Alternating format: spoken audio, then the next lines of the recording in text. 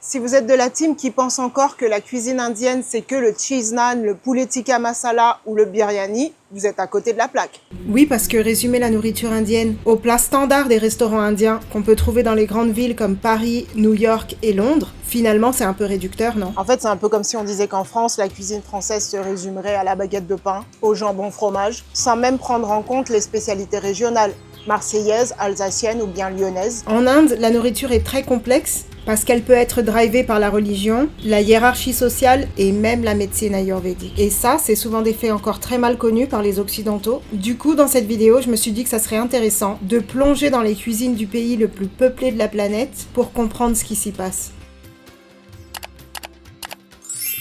Après, en Inde, évidemment, il y a des standards de la cuisine qu'on va retrouver dans la plupart des cuisines indiennes. Ici, les Indiens vivent en famille, ça je vous l'avais dit dans ma dernière vidéo, mais des grands-parents aux enfants, souvent tout le monde est sous le même toit. Et ça, mine de rien, ça demande une certaine organisation. Pour les gens de la classe moyenne, donc ici, ce qu'il faut savoir, c'est que la classe moyenne est très, très confortable. Et ça veut dire que la plupart des gens ont des employés à la maison pour les aider à tout organiser, que ce soit la lessive, le ménage, et particulièrement la cuisine. Donc ici, par exemple, chez moi ou chez ma belle famille, si tu veux, il y a une cuisinière qui aide à préparer les plats du midi et du soir. Et en général, les plats qu'ils préparent, c'est vraiment un standard qu'on va retrouver dans tous les foyers. Donc aujourd'hui, par exemple, c'est une base de lentilles avec un curd rice. C'est une sorte de riz au yaourt épicé.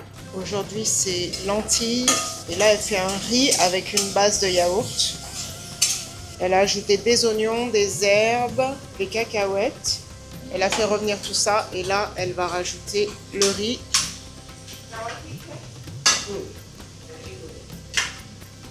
Une fois qu'elle aura fait revenir le riz, elle va rajouter le persil, des petites tomates et la crème. C'est une sorte de yaourt entier. Il y a aussi ça, c'est des petites graines de moutarde. Ah oui, les Indiens adorent le sel, hein.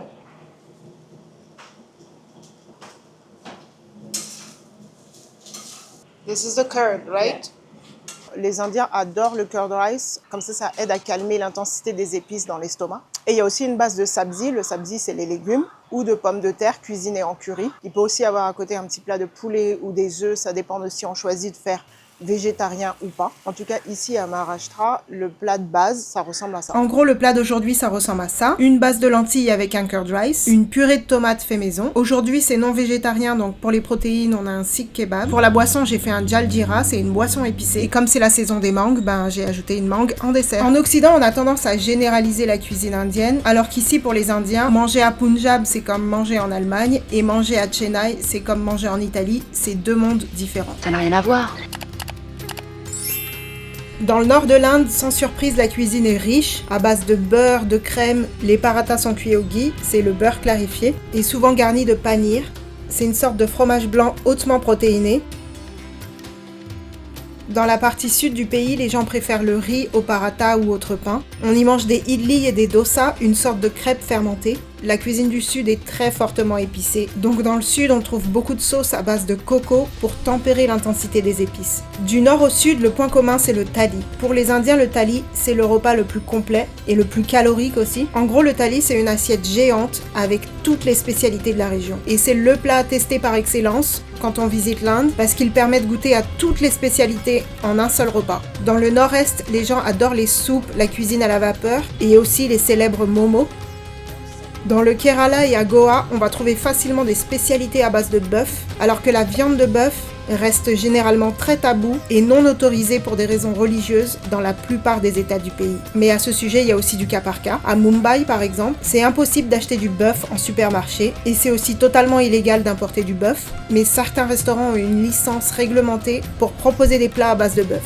Donc tu l'auras compris, le seul moyen de manger une grosse entrecôte à Mumbai, c'est de dépenser une blinde dans un resto haut de gamme. L'Inde a la cuisine végétarienne la plus développée au monde, donc pour la plupart des spécialités à base de poulet. Pour les végétariens, c'est remplacé avec le panir. Mais d'un point de vue diététique, le problème de ce régime alimentaire végétarien, c'est qu'il est essentiellement composé de glucides et très faible en protéines. L'Inde a le régime alimentaire avec la plus haute carence en protéines au monde. Cette carence en protéines a 2 raisons principales. Évidemment, une grande majorité du pays ne mange pas de viande et aucune matière animale pour des raisons religieuses, mais il y a aussi le fait qu'une grande partie de la population ne peut pas se permettre d'acheter de viande. Ici, au quotidien, on consomme énormément de plats et boissons issus de la médecine ayurvédique, comme la boisson chas ou jaljeera, boisson à base de menthe, anis et curcuma, qui permet de favoriser la digestion, ou même le kada, une boisson fait maison, à base de miel, turmeric et gingembre, qui permet de booster l'immunité, même si le déficit nutritionnel reste flagrant avec le manque de protéines.